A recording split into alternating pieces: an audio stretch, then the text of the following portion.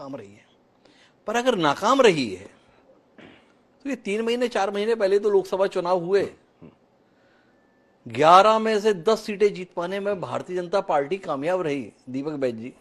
और तब कामयाब रही जब देश में भाजपा की वैसी लहर नहीं थी जो 2014 या 2019 में थी, लेकिन भारतीय जनता पार्टी की छत्तीसगढ़ में तो प्रचंड लहर थी। तो ये जरा विरोधाभास है। हाँ, नहीं ठीक है, विरोधाभास में दृष्टि दीजिए ना। नहीं आपका कहना ठीक है। कुछ राज्यों में भारतीय जनता पार्टी चुनाव जीतने में सफल रही, ये सच्चाई है जी, ये सच्चाई है, इनकार नहीं किया जा सकते।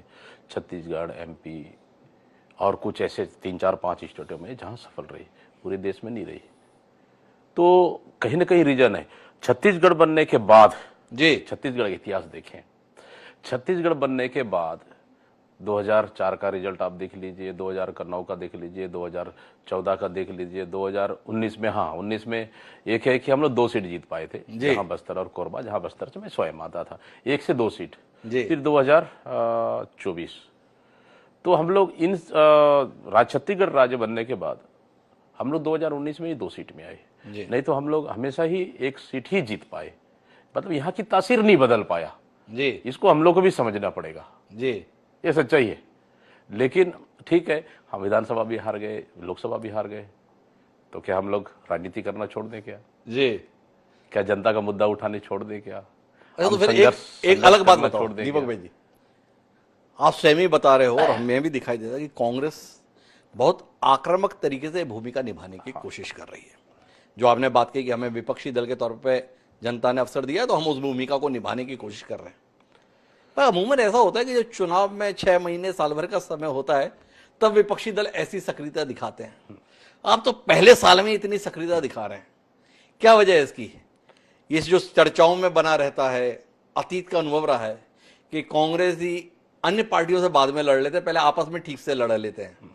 तो दीपक बैज जी को समझ में आ गया, तो दीपक बैज जी ने कहा कि आपस में नहीं लड़ना है, इसलिए सड़क पर ही अन्य के खिलाफ उतर जाते हैं, बचे रहेंगे। ऐसा कोई दृष्टिकोण? नहीं, बिल्कुल भी नहीं। देखिए, कांग्रेस में तो बिल्कुल भी ये स्थिति नहीं है कि हम आपस में लड़ लें, कहीं पे भी ऐसा स्थिति नहीं है।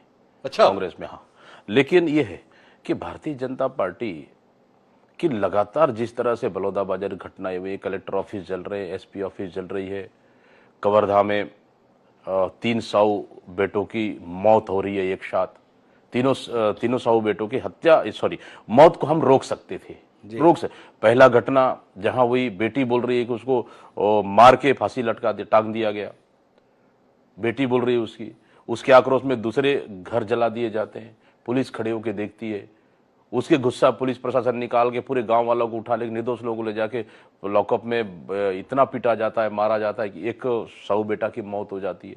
मतलब चाहते तो तीनों घटनाएं रुक सकती थी वहां, क्या ये इतनी मौतों को क्या हम लोग शांत होकर देखते रहे क्या? सिर्फ एक ही घटना नहीं। आप लगातार जो बातचीत कर रहे हो दीपक जी, वो बात कर रहे हो कवर्धा की घटना पर। हाँ, और पद यात्रा आपने निकाली गिरौदपुरी से लेकर रायपुर तक, बड़ा विरोधाभास है। हम यहाँ बातचीत करने के लिए बैठे दीपक बैज की उस पदयात्रा के संदर्भ में जो 6 दिन लगातार चली, तो कवर्धा के स्थान पर गिरौदपुरी क्यों चुना दीपक बैज जी ने? सीधा सीधा सवाल हमारा ये है, आपने सवाल पूछे, सीधा जवाब हमारा ये कि हम लोग सरकार के खिलाफ में हमारी लड़ाई बढ़ते अपराध, लगातार बढ़ते अपराध, महिला सुरक्षा और बिगड़ते कानून व्यवस्था को लेकर हमने तो सरकार को क्या पहली बार लड़ाई क्या?